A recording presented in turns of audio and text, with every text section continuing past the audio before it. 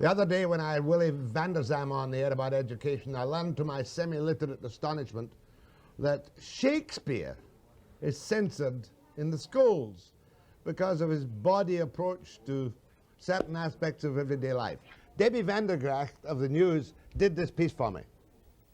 Jack, you had a caller to the show yesterday morning who's convinced that the BC government is practicing censorship when it comes to Shakespeare in the high schools. And that woman was Suzanne Girard, and I decided to come and talk to her to find out why she thinks that. How did you reach that conclusion? My son came home with one of his English books, and he said, "Mom, there's something wrong with this book." And I read it, and he read it, and then we got my original Shakespeare, and we looked at it, and here they depleted a whole section out of it.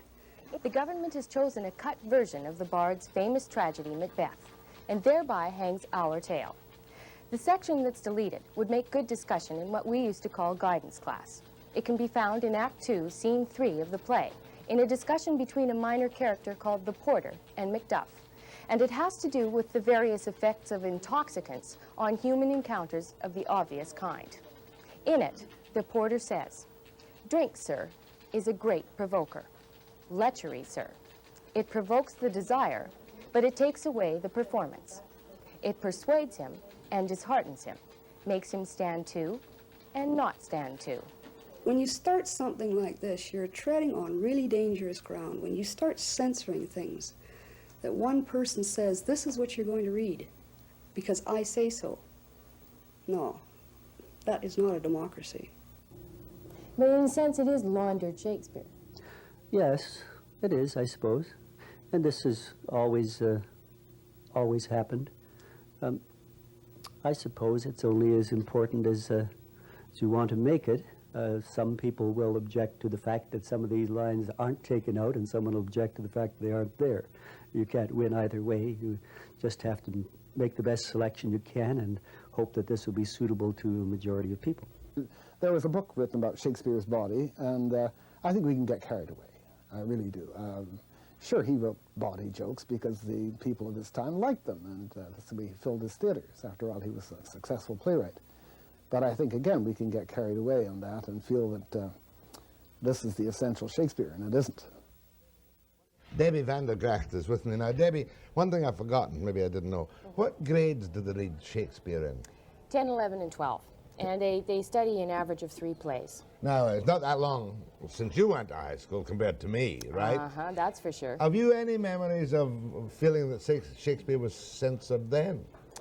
Not when I studied it. We had the Signet version, which was used right up until last year in the BC high schools.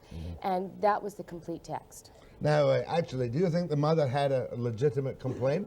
Or do you think that in grades 10, 11, and 12, they shouldn't talk about these kind of national events, you might call them? What do you think? Well, this is just my own personal opinion, but I think if you're going to study Shakespeare, you should study Shakespeare in its entirety. Wonder if the same happens with other classics like Chaucer and whatnot. I think it does, and Vic Wright, the teacher who we saw in the story, was saying that Chaucer is bawdy as well, but you don't read them for the bawdiness. But the teachers that I talked to seemed to think that it wasn't that big a deal that this passage was left out and whatever other passages were left out. I suppose if it at least gives the youngsters a solid introduction to Shakespeare in 10, 11, and 12, it does a hell of a lot better than nothing. Well, that's right, and their point in getting this particular edition that they're using now was because it's easy for kids to study. I mean, kids don't really like Shakespeare. They can't even understand him to begin with, right? 14th century to the 20th century, that's quite a generation gap. And this particular edition has Cole's notes right on the side, and that's why they chose it. But, you know, I remember when Cole's notes were illegal. I don't even know what Cole's notes are. Oh, Jack, that shows a generation gap between us, but they're just a simplified version. Of the whole thing. That's right. That's the kind of thing I do when I'm preparing a story. That's anyway, right. Thank you very much, Ms. You're van der Gracht. welcome. And I trust you will give me the odd little special from your news hour duties to help brighten up the Webster Show. Whatever you'd like, Jack. My thanks to Debbie van der Gracht. I'll be back after the break.